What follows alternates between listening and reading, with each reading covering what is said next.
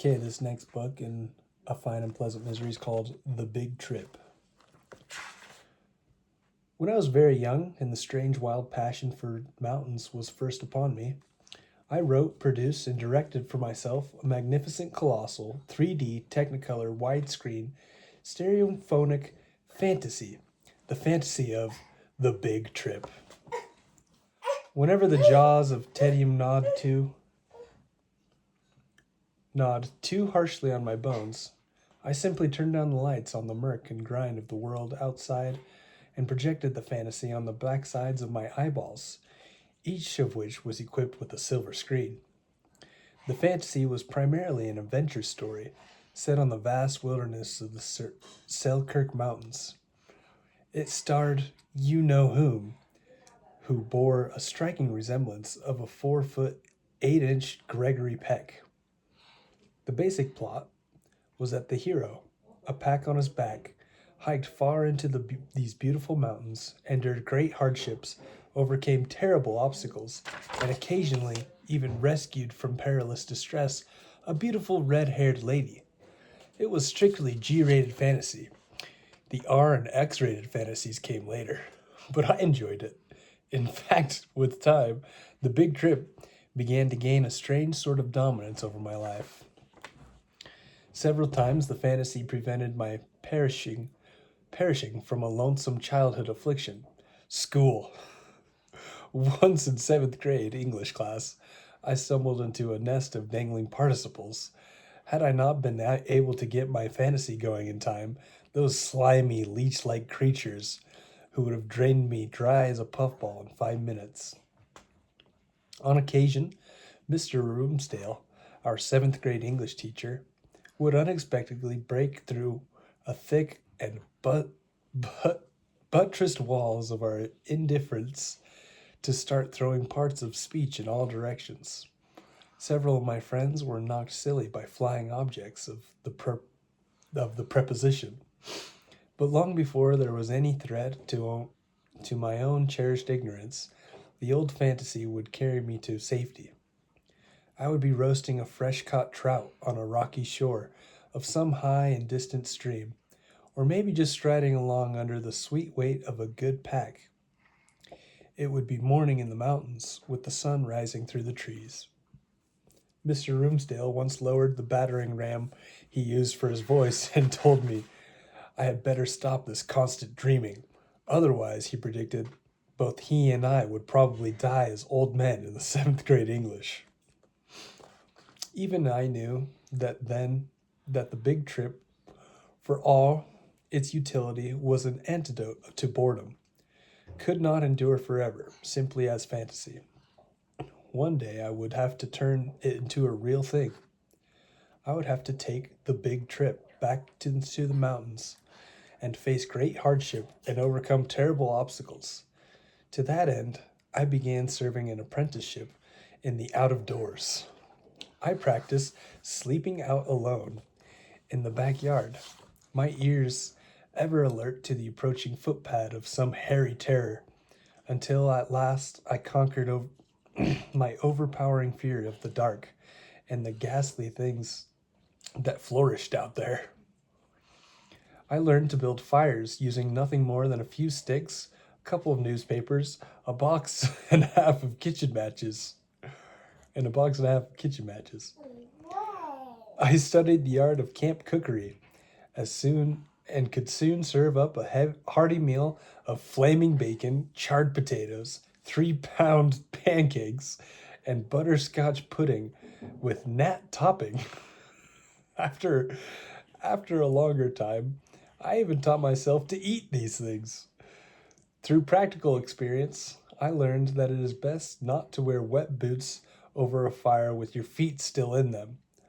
I learned that some sleeping bags are stuffed with the same filler used in dynamite fuse. that is that is best not to let sparks fly and land on them, particularly when it is occupied by your body.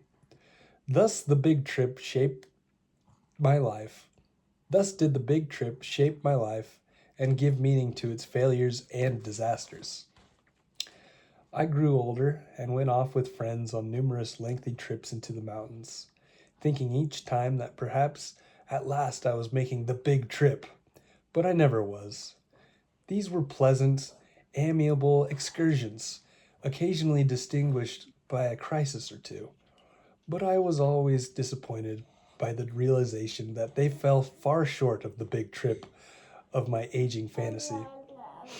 So one day in the summer that I turned 17, I decided that at last, once and for all, plan and execute, or be executed by, the big trip. When I announced and elaborated on my plans for the benefit of my older for the benefit of my mother and stepfather, there was great wailing and gnashing of teeth already well gnashed from my previous and much lesser excursions into the wilderness.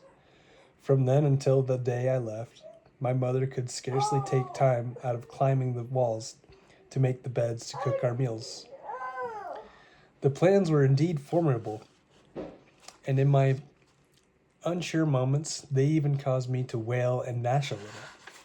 The terrain I planned to cross looked on the topography map like the scribblings of mildly demented chimpanzee, and spawned a distance of some 30 miles as the crow flies. If the crow walked, as they say, it is more like 50. The area was unmarred by roads or trails. It contained plenty of tracks, though some of which belonged to grizzlies. And as everyone knows, a grizzly, if he happens along the right moment, can transform a quiet walk to a privy and memorable experience. Okay, 1 second. Preparations for the big trip were remarkably simple, since this time I knew that nothing destroys a big trip quicker than surplus of comforts or or dearth of hardships. And a big trip is defined by its hardships. These hardships, of course, could not be let to mere chance. A number of them had to be prepared in advance and taken along in the pack, so to speak. So be trotted out of any time the going got easy. The basic formula for creating hardships is to take non-essentials and only few of the essentials. One of the essentials you leave behind the most is the food. My stock of grub consisted of pancake flour, a slab of bacon, dried fruit, butter, sugar, and salt. For emergency rations, I took a bag of dehydrated chicken noodle soup, enough, it turned out, to feed an army of starving Cossacks for upwards of 3 weeks. About the only gear I took was a sleeping bag, a knife, and a rifle. I carried along the rifle in case I ran into a grizzly, since my idea of hardships did not include getting eaten by a bear. Although I knew a .32 caliber special couldn't stop a charging grizzly, I took comfort in the notion that I might be able to take the edge off his appetite on his way to the table. In the early days of my fantasy, I had conceived a building of a stockade each night as protection against bears. But when you have a grizzly coming for you, no matter how much encouragement and incentive he might offer, it is difficult to get a stockade up in time to do much good. So I'm taking the rifle. At practically the last moment, I decided to take along a companion. In light of the other meticulous preparations for the big trip, it seems incongruous now that I should have selected my traveling companion so casually. Wretch,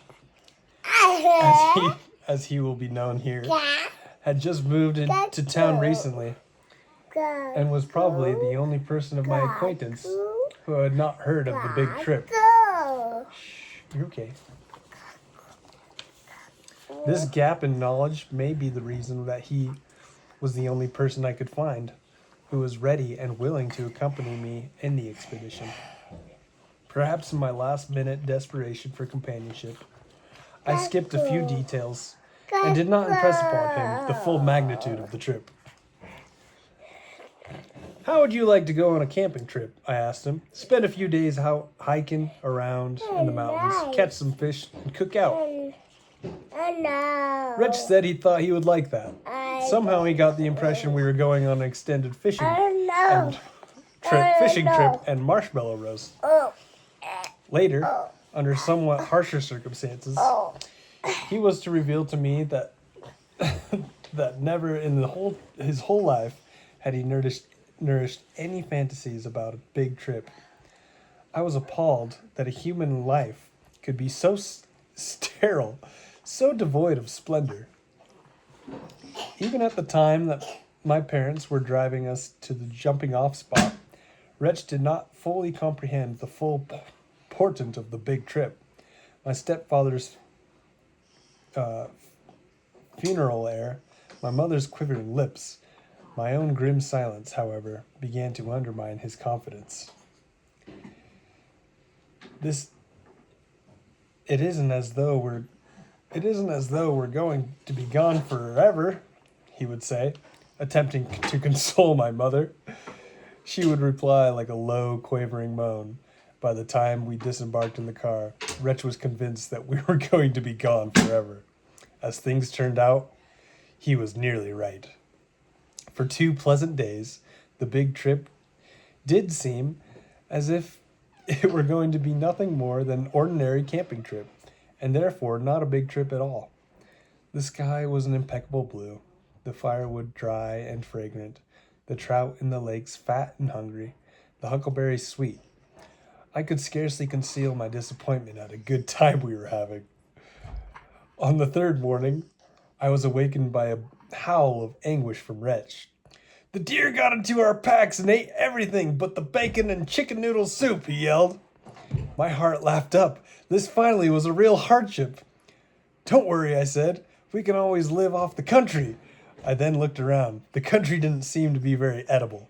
Perhaps our trip would be harder than I expected. Later that same day, we came across what we thought must have been fresh grizzly tracks.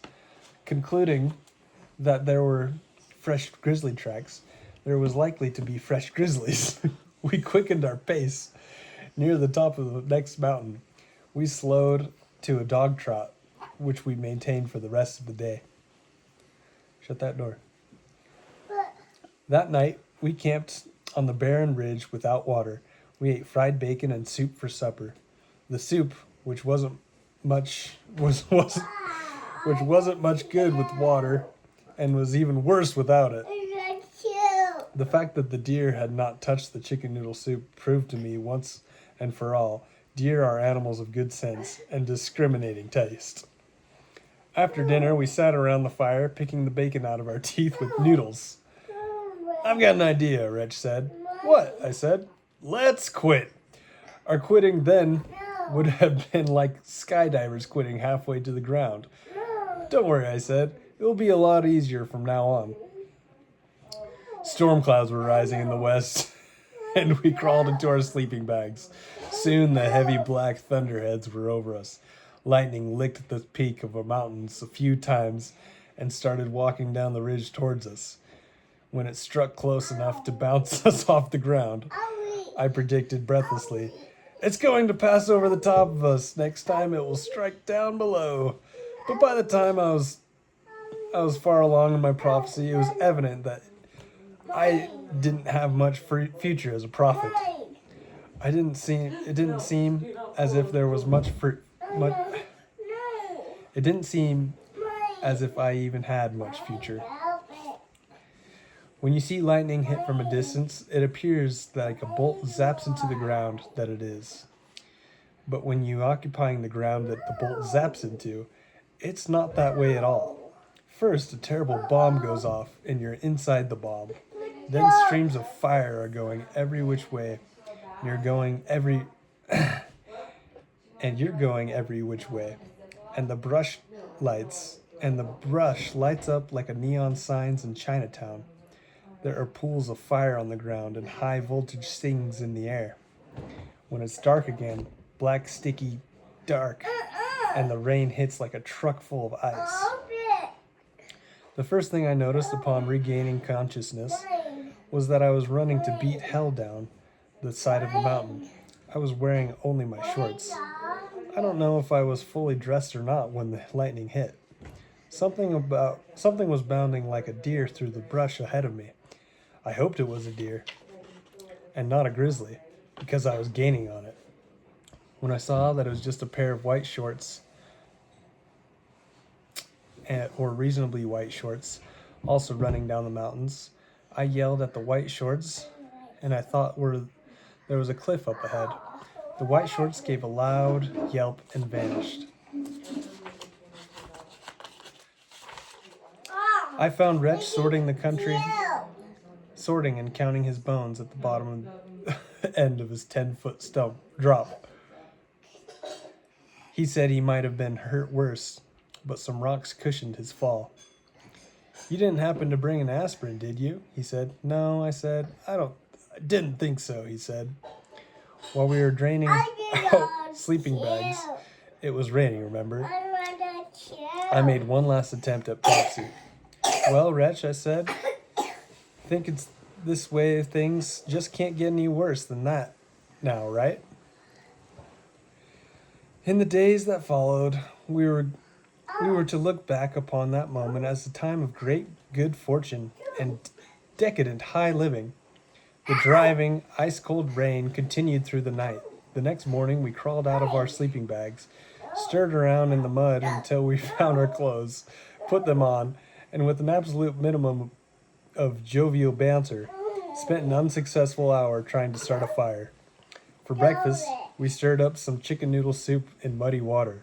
The muddy water improved the flavor and texture of the soup considerably, and by drinking it through our teeth, we could strain the larger pebbles and even some of the noodles. On all sides of us, as far as the bloodshot eye could see, was a vast raging storm of mountains. Our soggy map told us we were 10 miles from the end of the nearest trail, more than 20 miles from the nearest road. Wretch and I stared at each other across the pile of streaming sticks that represented our aborted effort at fire building. And I could see a reflection of my own misery and despair swirling in his eyes. What do we do now? I thought. Then I remembered a surefire remedy for predicaments of this sort. It was recommended to me by a fierce old man who knew the mountains well and knew what they could do to a person. When everything else has failed, there's only one thing to do, he said. You tough it out. So that is what we did. We toughed it out.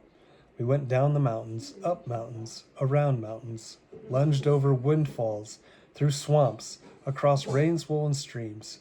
We ate handfuls of chicken noodle mush and surged across more mountains, streams, and windfalls. Had we run across a grizzly, we would have eaten him raw on the spot and strung his claws for necklaces. But there was nothing now, perhaps not even a beautiful red-haired lady in perilous distress, that could have interrupted our relentless march. And then one day, or was it night, we walked off the mountain. There were cars going by on the highway, people zipping comfortably along through their lives in a mile a minute, looking out at us in a mild amusement and wondering what muddy, bloody fools those were. We had triumphed over the mountains and over ourselves and over the big trip, but nobody knew or cared what we had done. We limped along the road in search of a farmhouse with a phone, our clothes torn, bodies aching, jaws clenched on the bullet, and the last dehydrated chicken soup we would ever eat in our lives, still matting our wispy beards. Then I heard a strange, small sound in the empty air. I glanced over at Wretch to see if he had heard it too, and he did. There was a little pained smile on him in his cracked lips as we slogged along. The sound grew in volume, swelling up and filling the silence and emptiness until it reached the great thundering crescendo. It was the sound of applause and cheering and the sound of a standing ovation. Crescendo. That was a good one. What did I say? Crescendo. Crescendo. that was the big trip. That was a funny one.